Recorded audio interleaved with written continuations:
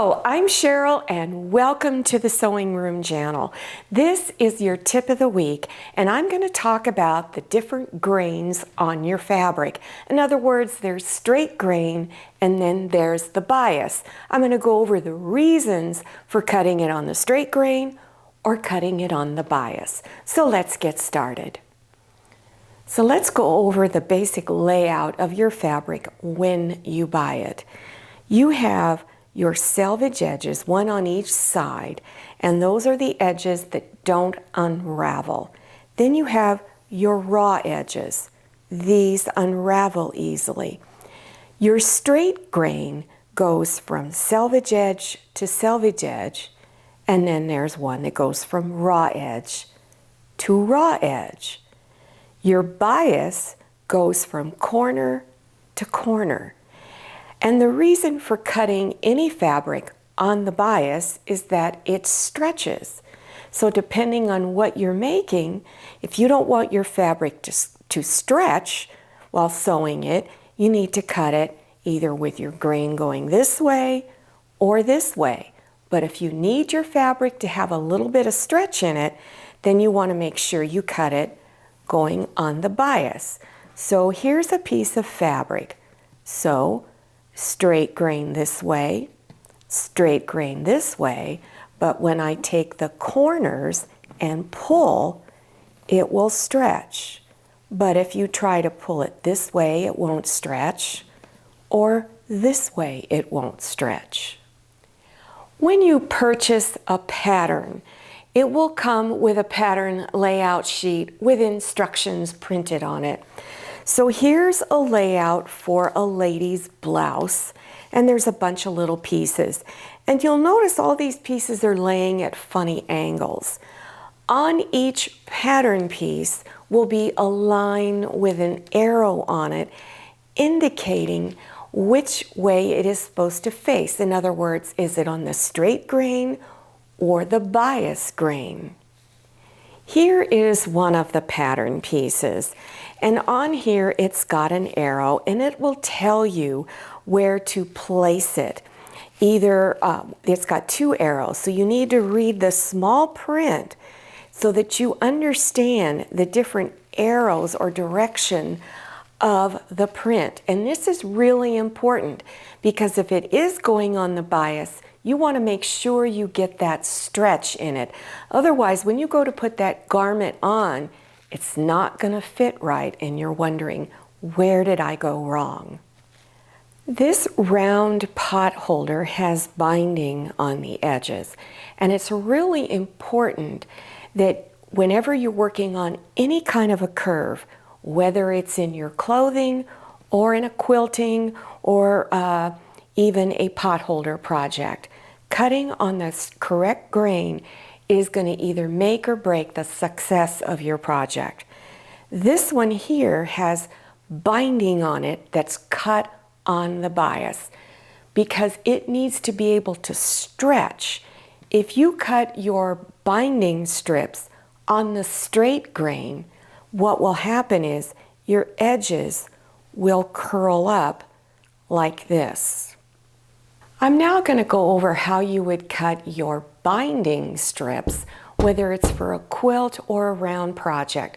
Some quilters like to put binding strips on all of their projects, even on the bias. I don't worry about it. I only worry about curved edges. But here's how you would do it. On your quilting rulers, you have a line that says 45 on it. That's the line you would want to use when you lay your ruler on your fabric. So remember, I want to cut it on the bias. Excuse me, my sleeve keeps catching on the paper. So you're going to place the 45 line right on the edge there, going straight across. Then place your ruler accordingly as you get it there. Then you would do your first cut. Now, if you're doing a binding strip, you want to get as much length out of it as possible. So you're going to make sure your fabric is unfolded Selvage edges are separated from each other, and then you will cut across this way. Now I'm left-handed, so I'm going to do it the left-handed way. And then you would move your ruler over how many inches you want your strips to be, and then you would still make sure this line is straight, the 45 line, keep it there, and move your other line here. So you're looking at two lines at the same time. So you always want to take your time. So then you would do your next cut until you have enough strips cut out. If you are cutting out binding strips, many quilters like to cut the ends of their strips like this, so that when they connect them together, it's not as thick where the fabric is folded in half. So part of the seam is going in different directions once it's folded.